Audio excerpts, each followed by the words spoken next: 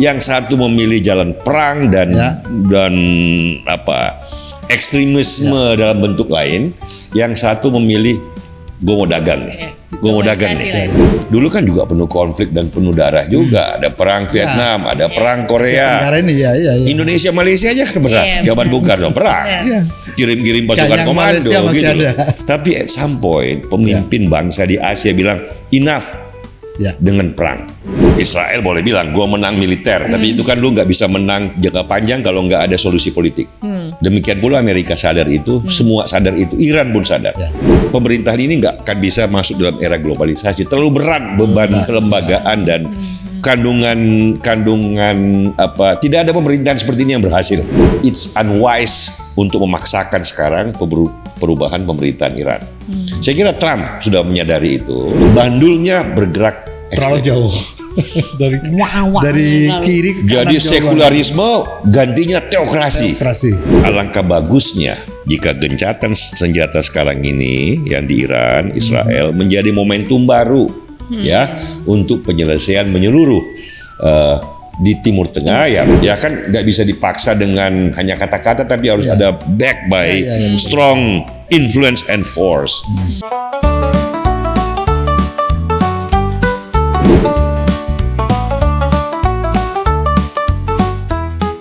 Halo everybody, jumpa lagi di Padepokan Gunung Salak Freedom Institute, tempat yang asik untuk obrolan penuh daging tanpa bikin pusing. Dan di meja panjang sudah hadir Pak Dayat dan Bang Celi. Apa kabar semuanya? Baik. Kabar baik, tapi tetap kita prihatin dan berharap bahwa berharap sih yang paling penting ya.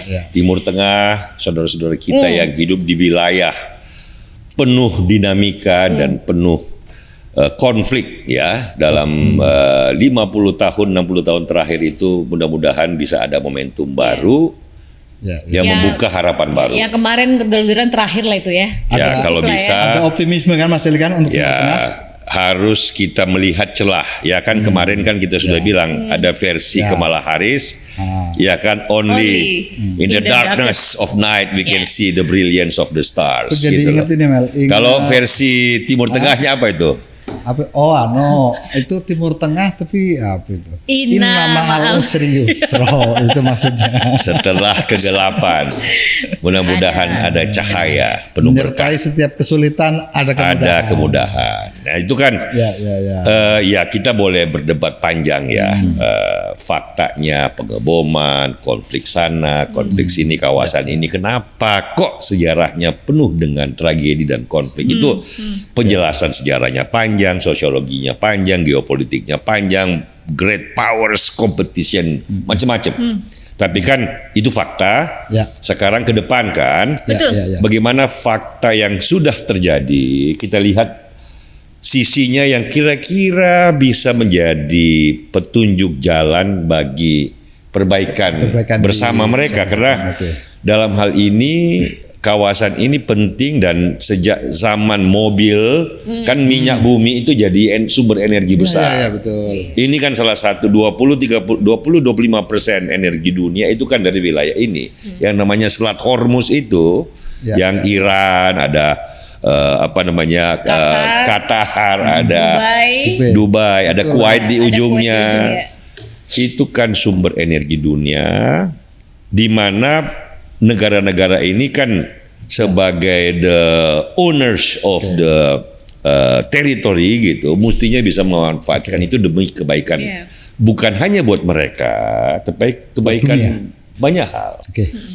Sayangnya karena geopolitik, karena politik internal masing-masing negara, karena peran berbagai negara di sekitarnya, great powers competition, jadi ceritanya cerita tragedi. Walaupun ada harapan-harapan baru kan kita sudah ceritakan. Ada Qatar, ada Arab Saudi yang berubah, ada Uni Emirat Arab yang berubah. Kira-kira hampir sama waktunya Khomeini masuk di Iran dengan bagaimana Dubai mulai membuka diri menjadi global hub. Mungkin ya, jadi yang satu memilih jalan perang dan ekstremisme dalam bentuk lain, yang satu memilih gue mau dagang nih, gue mau dagang nih, Globalisasi lah. ya kan? Setelah 50 tahun, yang mana yang sukses, yang mana masih dalam tragedi yaitu Iran, kan sudah ketahuan. Nah sekarang bagaimana Iran, bagaimana kawasan itu, bukan cuma Emirat Arab, bukan cuma Qatar dan bukan cuma Arab Saudi yang bisa berkembang maju secara ekonomi dengan stabilitas politik yang relatif oke. Itu pertanyaan besarnya dong. Ya kan? Ada Suriah yang mulai berubah, ada Lebanon yang mulai berubah. Ini kan Iran ini dalam lokasi dia bukan disebut negara Arab. Ini kan Farsi, Persia.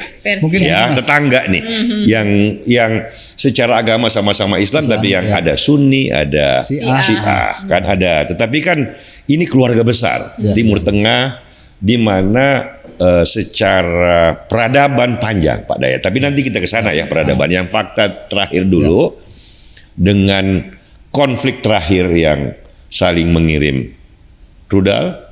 Ya kan, ada Amerika dengan bom, sekarang ada gencatan senjata. Nah ini kan kita sudah diskusi kemarin top news international itu yang alhamdulillah disaksikan oleh banyak pemirsa yang ada rekod itu, ada banyak rekod dalam hitungan penonton, jam pertambahan podcast kita dalam waktu yang singkat terbang gitu. Karena saya kira publik Indonesia juga bertanya apa toh yang terjadi di kawasan itu kok kenapa kok nggak pernah berhenti gitu? Perang demi perang, rudal demi rudal, siapapun yang salah lah ya. Kita ada kepentingan, satu simpati kemanusiaan, yang kedua ada kaitan yang panjang ya dalam sejarah Islam, perkembangan Islam, bagaimana ke Indonesia. Kemudian ya setiap tahun kita mengirim saudara-saudara kita untuk ke kota suci Mekah kan. Bagaimanapun wilayah itu tak terhindarkan bagi kita untuk kita perhatikan. Ada kemanusiaan, ada solidaritas Pak Dayat. Ada juga keprihatinan gimana. Jangan lupa Asia wilayah kita ya yang sekarang tenang, the ASEAN Way. Dulu kan juga penuh konflik dan penuh darah juga. Ada perang Vietnam, ada perang Korea. Indonesia Malaysia aja kan perang. Zaman Bung Karno perang. Kirim-kirim pasukan komando gitu.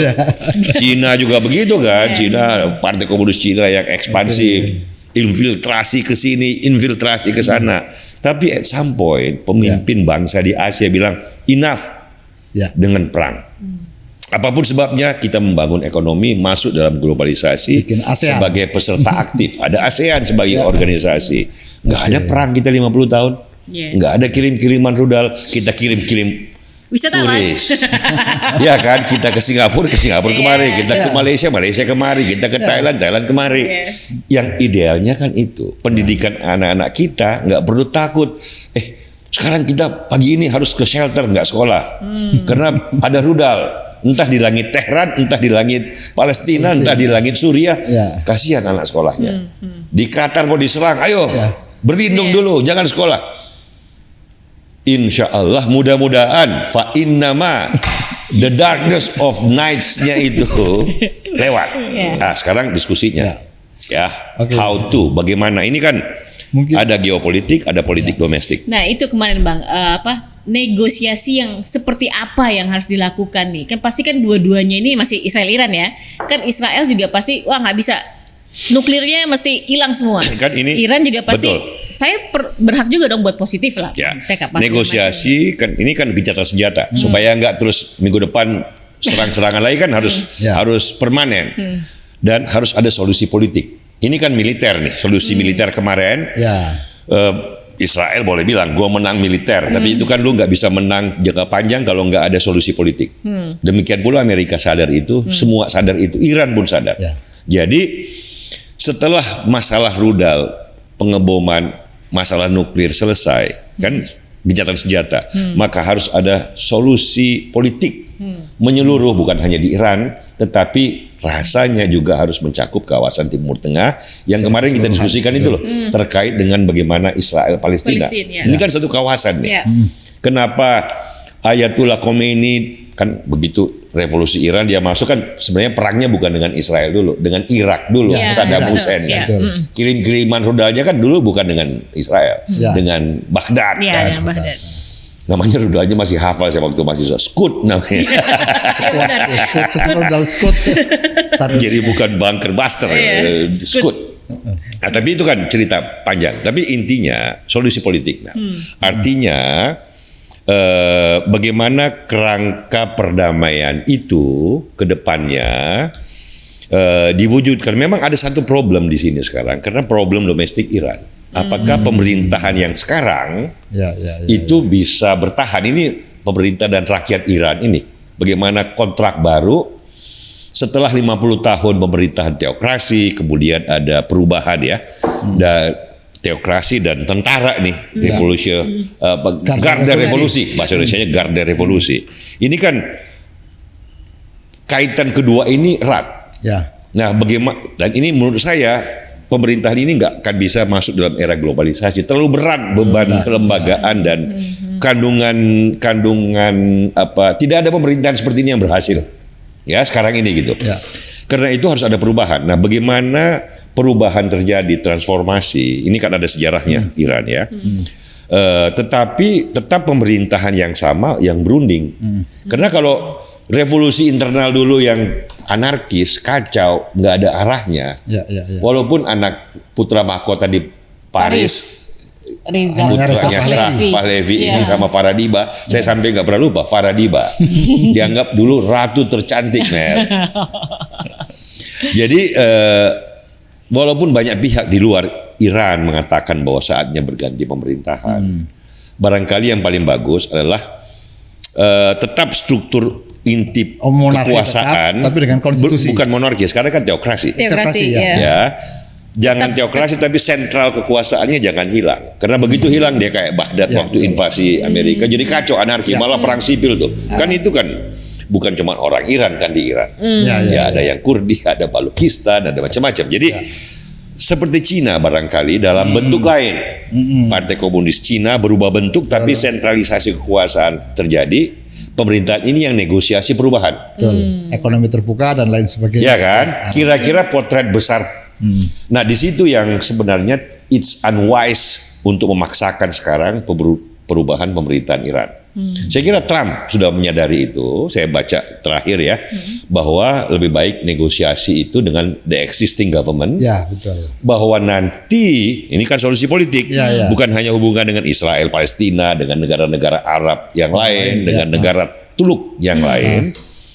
Bagaimana solusi permanen jangka panjang itu menciptakan perdamaian, tetapi juga pemerintahan domestik Iran berubah adaptif terhadap zaman. Nggak bisa lagi ulama tentara ini nyatu memerintah seperti yang terjadi dalam 50 tahun terakhir. Toh terbukti nggak kemana-mana kan?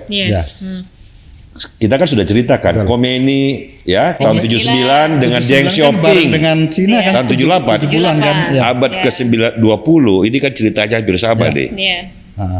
Tapi Deng Xiaoping begitu berubah mempertahankan sentralisme di Cina, pemerintahan yang kuat tetapi mengubah ekonomi dan social affairs-nya dan tidak lagi menjadi pemerintahan yang punya petualangan geopolitik.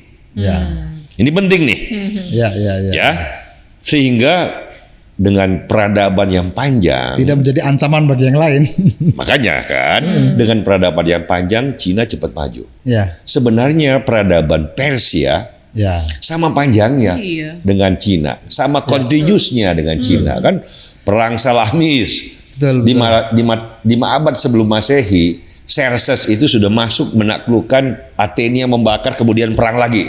Itu kan kemudian Darius ditaklukkan oleh Alexander yang Agung. Itu kan mencerminkan bahwa saat itu peradabannya memang dibandingkan yang lain-lain. Misalnya peradaban Nusantara kan kita belum ada dalam hal peradaban waktu itu, mereka sudah menaklukkan Athena. Dan jangan jadi lupa, continuous pada ya. Ini apa namanya, sumbangan Persia atau Iran terhadap kemajuan dunia Islam dan ilmu pengetahuan kan sangat besar. Zaman Abbasid yang Baitul Hikmah itu Ibnu Sina emang dari mana? Orang-orang Persia. Yang Iran, Farsi, bahasanya pun Farsi. Ibnu Sina, Ibnu Sina. Kedokteran, kehakiman, filsafat. Satu lagi yang paling mengagumkan dari sumbangan itu, yang memadukan antara matematika India dengan matematika Khwarizmi. Al-Khwarizmi itu orang Farsi. Persia. Kenapa? Karena dia dekat dengan India. Namanya Iran itu kan tetangganya Pakistan dan India. Jadi kalau dia mau masuk ke Eropa kan dia lewat dunia Arab. Sebelum sampai dunia Arab lewat Farsi dulu. Itu yang pengen saya Gitu. ini Mas. Mungkin untuk menumbuhkan optimisme kita bahwa memang ada harapan baru. Persia ini sangat potensial dalam sejarah panjangnya. Mungkin Mas Celi bisa cerita singkat, kenapa kok semenjak 79 justru yang semestinya bisa berperan lebih? Nah, oke. Jadi sebenarnya bukan sejak 79, kita harus lihat dia rangkaian dari respon Iran atau Persia terhadap munculnya modernitas di awal abad ke-20. Bagian dari itulah. Tetapi sebelum itu kalau kita lihat sebelumnya yang pada saat Abbasid kan Safavid, setelah itu yang di Iran itu yang jadi syiahnya kan proses itu dengan peradaban yang kontinus. Biasanya kalau peradaban kontinus seperti di Yunani, di Iran, di India, di Cina, biasanya lapisan terdidiknya itu juga besar dibanding proporsi rakyatnya. Makanya kan di Cina kaum Mandarinsnya yang bisa baca tulis itu loh Pak Dayat. Sama dengan di Persia. Kalau yang bukan melari ke meninggalkan Iran tapi jadi orang pinter misalnya di Amerika, kalau penyiar namanya Christian Amanpour gitu loh. Nah, itu Iran punya modal manusia, the human capitalnya besar, cultural capitalnya besar. Tapi indilalah memang sayangnya berbeda dengan Cina, berbeda dengan ASEAN. Pada saat proses abad 20 modernitas masuk, jalan yang dipilih agak berbeda, agak ekstrim. Kalau awal abad 20 kakeknya Shah Iran itu yang dinastinya bukan Safavid, Qajar itu yang masuk abad 20. Dia mengikuti, ini kan habis Perang Dunia Kedua, modernitas. Kalau di Turki Ottoman yang hancur berganti dengan kekuasaan baru yang sekuler. Namanya siapa Pak Dayat? Kemal Ataturk. Dari Ottoman Empire yang resminya kekhalifahan menjadi sekuler sama sekali. Pakaiannya ganti, tulisannya nggak boleh lagi tulisan Arab tapi Latin. Jadi tentara ini pahlawan Perang Dunia Pertama. Ya. Nah, di Iran memilih jalan yang hampir sama, modernitas yang terlalu ekstrim, sehingga sama juga di Turki terasing mereka yang religius, yang masih mau terkait dengan tradisi lama, tetapi pada akhirnya setelah Kemal Ataturk ya sampai sekarang Erdogan itu berhasil menemukan keseimbangan yang produktif antara tradisi, religi dan modernitas. Sampai sekarang ekonomi Turki kan bagus sekali dengan berbagai krisis, tapi teknologinya bagus sekali, pertumbuhan ekonominya bagus sekali. Pertanian terutama sama peternakan macam-macam biasa. Termasuk drone yang dikirim ke Ukraina itu dari Turki. Nah, di Iran sayangnya sampai ke zaman Reza Pahlavi kan modernitasnya agak ekstrim yang tidak merangkul kaum tradisional, tidak merangkul kaum yang ingin religi mendapat tempat yang terhormat dalam pergaulan sosial dan politik, sehingga reaksinya reaksi keras banget. Bandul jamnya itu betul. Revolusi Islam Ayatollah Khomeini. Cerita tentang ini kan sama dengan Cina. Cina kan juga mengalami proses ekstrimnya dalam hal Cina adalah zaman hampir 20 tahun Mao Zedong. Menderita mati kelaparan juga. Puluhan juta Pak Dayat. Tetapi begitu Deng Xiaoping masuk, buka diri. Dia buka diri sambil mempertahankan sentralisme kekuasaan. Dia sukses besar dengan peradaban yang panjang.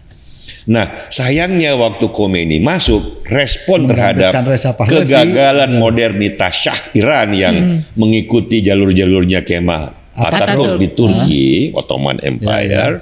Ini kan hubungan antara Iran, Parsi dengan Ottoman itu panjang juga itu. Tetapi intinya adalah bandulnya bergerak terlalu jauh.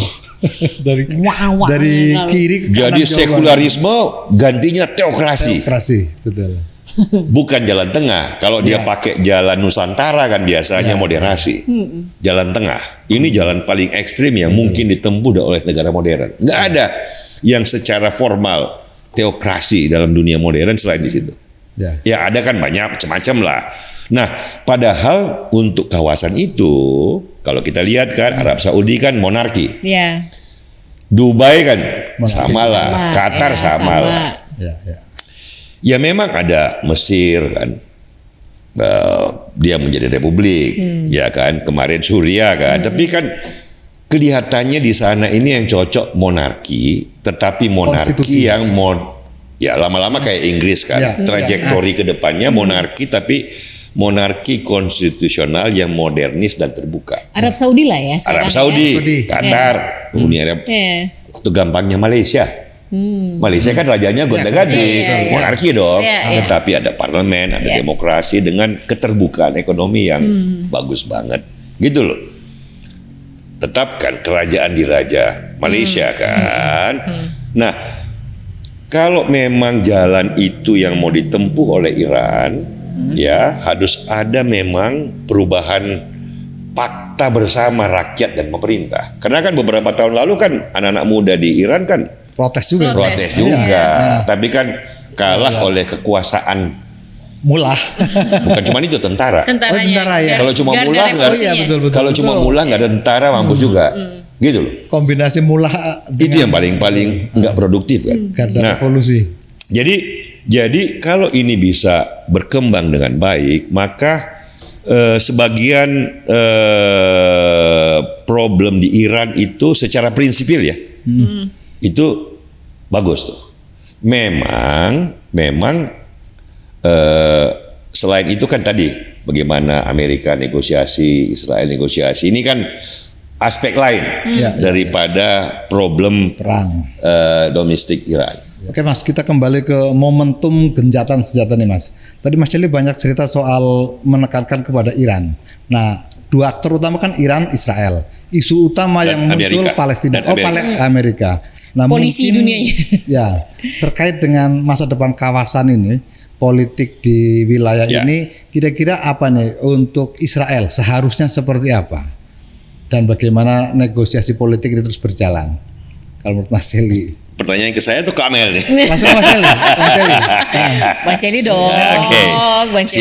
Siap. Namanya juga Padepokan Gunung Salak. Gunung Salak. Saya tapi jangan jadikan saya ayatullah. Teman diskusi ya. Ini cuma perimbangan aja. Tadi kan banyak melihat Persia dan Iran. Sebenarnya bagi si podcaster bisa dibilang ulama gaya baru. Bener. Kan pendidikan. Maunya kan pendidikan. Apalagi kan? kalau udah pakai fa'in nama. Aduh. Tujuan kita kan pendidikan. Benar. Ya kan, pendidikan. Mencoba membuka pikiran publik, memberikan wawasan, memberikan perspektif kan. Ya, boleh ide kita tidak disetujui atau kita salah dalam membaca, tapi kan kita ada upaya untuk membuka, mengajak, kita bisa diskusikan, membuka bisa dikoreksi pikiran, perspektif kan itu. Nah, setuju bahwa problem di Iran itu tidak bisa hanya problem penyelesaian domestik. Itu penting ya, kan tadi saya bicarakan bagaimana sejarahnya, bagaimana pemerintahan, fakta antara rakyat pemerintah itu penting. Ya kan? Kita nggak mau juga dong Iran terus-menerus represif dan tertutup. Kan kita mau dia terbuka, berkembang bagus. Tapi kan benar kata Pak Dayat bahwa karena di kawasan itu penting banget ya. Kalau penyelesaian menyeluruh kawasan itu tidak dilakukan, maka ini cuma setengah persoalan. Kalau kita cuma bicara Iran dan kawasannya, kan bagaimanapun di situ kan Israel. Problem dasar geopolitik yang sudah dekade per dekade yang tidak pernah selesai dan makin buruk adalah Israel Palestina. Ya kan?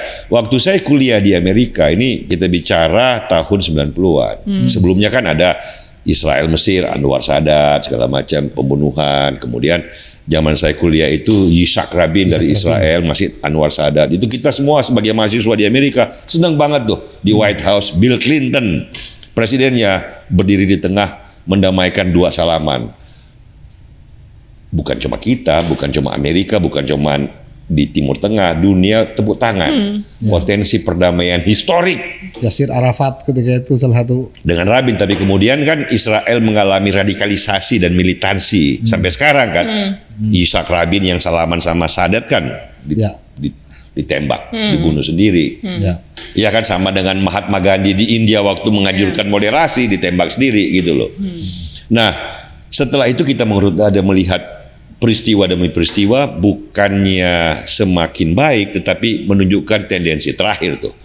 Yang Oktober tanggal 7 Hamas menyerang, dibalik lagi 10 kali lipat lebih keras oleh Israel. Semua orang menjerit sedih. Kok tidak makin baik problemnya? Nah, dalam soal Iran kemarin, waktu kenapa Ayatollah setelah perang dengan Irak, dengan Saddam waktu itu ya, kemudian menjadi lebih ekstrim, lebih banyak kalau tadi kan kita bilang petualangan geopolitik, tapi ini kan peran politik luar negerinya di kawasan dengan membantu proksi di Yaman, di Lebanon, di Suriah itu kan jadi mendominasi kelihatannya peran politik luar negeri Iran gitu loh. Ya berbagai alasan lah kita bisa berdebat soal itu, tapi kita bisa katakan bahwa alangkah bagusnya jika gencatan senjata sekarang ini yang di Iran, Israel menjadi momentum baru ya untuk penyelesaian menyeluruh di Timur Tengah. Ya mau tidak mau pertanyaan besarnya bagaimana Israel Palestina diselesaikan, yang memicu banyak hal yang baik kalau selesai, yang memicu banyak hal negatif kalau tidak pernah selesai. Nah ini kan persoalannya, mumpung nih Amerika dengan beberapa negara Arab seperti Arab Saudi, Qatar dan Kuwait lagi dekat-dekatnya, mumpung sekarang Amerika dengan Trump dengan Bibi Netanyahu, baca nggak? Bagaimana I don't like, I'm not happy. Artinya sekarang sama juga dengan Rusia kemarin kita diskusi, faktor Amerika bisa kita pakai. Kalau kita bisa melakukan, artinya bukan kita dalam pengertian kita podcast mendorong yang salah. Kalau Amerika bisa didorong menjadi faktor pemaksa bagi pemerintahan Israel yang makin militan dan radikal untuk menjadi moderat. Ya kan nggak bisa dipaksa dengan hanya kata-kata, tapi harus ada back by strong influence and force. Kan sebenarnya Arab Saudi ini kan dulu kan Mesir, sekarang Arab Saudi nih bagaimana berinteraksi, karena faktor Suriah kan sudah baru nih ya. Arab Saudi mau membuka kemungkinan berhubungan lebih produktif sejauh kerangka dasarnya adalah two-state solution, dua negara berdaulat yang berhubungan secara baik, damai. Ini kan two-state solution, ya kan? Ya ada Gaza, ada West Bank dengan Palestina Authority, ya dengan pemerintahan Israel yang mau berubah. Kan tadi kita bilang Iran harus berubah, nah, Israel juga harus berubah. Kita juga harus jujur, bagaimana di Palestina pemerintahan ini kan post Arafat government. Ini kan dulu waktu saya mahasiswa nih, Kafie salaman sama Rabin, orang terharu. Bill Clinton sebagai penengah di White House sebelumnya, kalau waktu zaman Carter, zaman Sadat, Camp David. Oh, di Camp David. Menachem begin gitu loh. Ini dari generasi ke generasi. Nah, mudah-mudahan pemicu bunker buster kemarin selesai. Itulah terakhir. Jangan lagi kita lihat bom ataupun rudal yang saling dikirimkan. Kan kita bilang kalau bisa saling kirim turis dong, wisatawan dong, jangan rudal dong. Nah, caranya bagaimana tadi? Iran bagaimana, perubahan Israel seperti apa, bisakah Amerika menjadi jembatan yang adil? Sekali lagi ya, jangan peserta. Kalau peserta susah, jembatan yang adil supaya toh mumpung lagi deket-deketnya Trump dengan Pangeran MBS, dengan keluarga-keluarga yang Uni Emirat Arab di Qatar. Ini kan. Kalau Amerika bisa menjadi jembatan yang adil, ya, maka sebenarnya momentum ini bisa menjadi kenyataan. Kan Cina dan Rusia memang berperan besar. Tetapi sejak Henry Kissinger, ini jagonya Henry Kissinger, di kawasan itu sebagai great power, yang paling mendominasi adalah Amerika Serikat. Ini harus kita lihat sebagai fakta belakang layar. Dan memang hanya Amerika nih yang sepertinya bisa. Eropa? Eropa boleh, tapi kan Eropa kalau NATO countries ini kalau nggak ada Amerika mereka ketar-ketir juga. Iya kan, kemarin kan waktu Dewa Mak, sekarang ini lagi NATO meeting nih. Iya, lagi Dewa meeting di Belanda. Bikin kejutan sana sini, kita nggak tahu lah, itu cerita lain. Nanti kita diskusikan di podcast Gunung Salak. Tetapi kuncinya adalah bagaimana Iran, bagaimana Israel, bagaimana rakyat Palestina yang sekarang ini perlu kita bantu mendapat simpati yang dari mana-mana supaya bisa membangun kembali setelah kehancuran kemarin ini kan luar biasa tragedi kemanusiaannya. Itu kita harus lihat sebagai fakta menyedihkan, yang tetapi jangan berhenti di situ. Only in the darkness of night, ya, anggap itu tuh. You see the brilliance of the stars. Ikuti jalan ASEAN. Dulu kan kita juga kawasan perang Pak Dayat, kan saya bilang tadi kan. Tapi sekarang setelah 50 tahun kita menjadi kawasan pembangunan, kawasan kerjasama ekonomi, kawasan kerjasama dan solidaritas yang stabil antara negara, sahabat gitu loh. Ini momentum.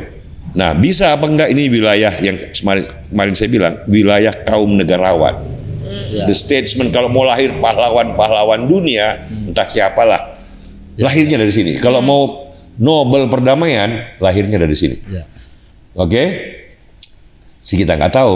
Kalau Trump bisa menjadi pelaku konstruktif di sini, ya boleh nggak suka atau suka sama Trump. Tapi kan sejarah akan menilai dia untuk persoalan ini sebagai ditulis sejarah lah aja pelaku konstruktif. Ini yang kita tunggu. Apakah muncul di Iran sendiri juga harus muncul negarawan? Bisa juga Ayatullah Ali Khamenei yang sekarang menjadi pahlawan dalam pengertian setelah 3 dekade lebih berkuasa, dia melihat cahaya di ujung jalan bahwa I can no longer continue the old way. Harus ada jalan baru. Saya dengar anaknya Khamenei, Ayatullah Khamenei ini, Khamenei ya, bukan Khomeini yang sebenarnya. Khamenei ini juga berpikiran lebih reformis ya, lebih kayak moderat. MBS lah ya, kayak MBS ya. Mungkin yang kita harapkan munculnya MBS, Pangeran MBS gaya Iran. Itu dalam pandangan saya itu bagus banget tuh Mel. Akan lebih bagus dibanding itu. Pangeran Pahlavi. Pangeran MBS versi Iran. Ya, entah dari mana dia. Tetapi dia membawa Iran keluar dari dilema 50 tahun terakhir dalam kepemimpinan yang mau modern terbuka tapi menghargai tradisi dan religiusitas. Ya, ini kan elemen-elemen yang harus diseimbangkan. Nah, dengan begitu maka kalau kawasan ini bisa diselesaikan, dibuatlah satu jalan baru lagi bagaimana mencapai two-state solution antara Palestina dan Israel, ya, yang membuat kedua entitas negara lah, kaum ini, bangsa ini yang punya sejarah panjang, punya pride, punya civilization yang kalau jangan lupa kawasan itu salah satu peradaban klasik yang lahir itu Phoenician namanya. Phoenician ya. Yunani itu belajarnya dari Phoenician. Alfabet itu loh, alfabet itu kan Phoenician. Phonics, fonetik. Itu mereka lebih tua lagi daripada Iran dari segi peradaban. Jauh sebelum Islam. Kita belajar menulis dari mereka. Namanya juga alfabet. Itu Phoenician. Nah, kalau terjadi perdamaian yang abadi, cepat kok negara-negara bangsa ini maju. Sumber daya alamnya kan luar biasa. Dan lokasinya itulah enak banget. Ke kanan dia ke Asia, ke kiri ke Eropa. Iya benar. Gitu loh. Iya. Ke bawah selatan Afrika. Ke selatan Afrika, dekat banget Afrika. Tinggal nyebrang Laut Merah. Masuk dia di Afrika Eropa Utara. Timur udah. Dia mau ke Spanyol di daratan nyebrang di mana? Jabal Al-Tariq. Gibraltar. Gibraltar. Gitu. Secara wilayah ya strategis banget. Mungkin selama ini karena beban strategis itu jadi sebuah negara besar pengen. Iran kan sendiri ya setelah perang itu kan Inggris dan Rusia masuk, gitu loh. Berebut energi lah. Berebut sebelum era energi pun sudah diperebutkan, gitu loh. Padahal kan sama-sama kan kita lihat di India raja, Iya. betul di Ini masih satu satu ini rumpun satu bahasanya. Indo-Eropa. Di Eropa betul. Kita kan bilang raja. Kalau Sanskrit Raj. Raj. Kalau Latin Rex. Ya. Rey bahasa Prancis. Kalau Inggris Reign, Regina kalau Empress wanita. Ya kan satu hubungan, satu asal, bahasanya aja sama. Satu bilang Raj, satu Reign, Regina, satu Rey, satu Rex. Kita raja. Kalau bahasa Persia kalau nggak salah bapak ibu kan dekat-dekat dengan mother dan father. Mater sama pater gitu. Mater. Jadi ini kan the moral of the story itu kan manusia sama kan. Asal usul kita sama, nggak boleh terbelah-belah secara kaku oleh suku bangsa dan agama gitu loh kira-kira. Jadi ingat lagu John Lennon ini, Imagine. Ya. Kalau kita utopis sedikit, tapi kan realitas kerasnya adalah ada politik, ada geopolitik. Nah solusi. Ini proposal Nusantara dari PKS yang bagus nih Mel. Untuk jadi ini pesan Nusantara setelah aksi militer, kita katakan kepada teman-teman saudara-saudara kita di Timur Tengah, solusi militer tidak pernah langgeng. Ya. Solusi ASEAN. Setelah itu solusi politik, kesepakatan politik, konsensus bersama baru mengantarkan ke solusi ASEAN, globalisasi, pembangunan, harmoni antara perbedaan-perbedaan bangsa, negara, wilayah. Kata-kata Bung Karno, negara gotong royong saudara-saudara. Gitu loh. Kalau kita bilang, itu Nusantara banget. Pancasila dong. Pancasila. Iya kan? Bineka Tunggal Ika. Makanan kita gado-gado. Prinsip kita Bineka Tunggal Ika. Berbeda-beda namun satu jua. Ada bahasa Latinnya juga. Amerika kan prinsipnya sama. Iya kan? Iya. Pluribus unum. Nah itu Bineka Tunggal. Ya, Bineka Tunggal Ika jangan lupa Sanskrit kan. Yang tadi Raj itu kan. Kalau bahasa Farsia yang kita paling senang itu surga. Surga tahu bahasa Farsinya apa? Firdaus. Firdaus itu taman penuh dengan kembang gitu loh. Firdaus. Firdausi itu kan satu dinasti. Begitu ya. Sip. Baiklah ya, kita semua berharaplah perdamaian terjadi di dunia ini. Jadi jangan lupa lagu John Lennon. John Lennon, Imagine tuh. Imagine. Pas banget emang itu. Oke, baik, terima kasih Bang Celi, terima kasih Pak Dayat, terima kasih teman-teman Freedom yang sudah bergabung. Tunggu episode selanjutnya di Padepokan Gunung Salak Freedom Institute. Sampai jumpa.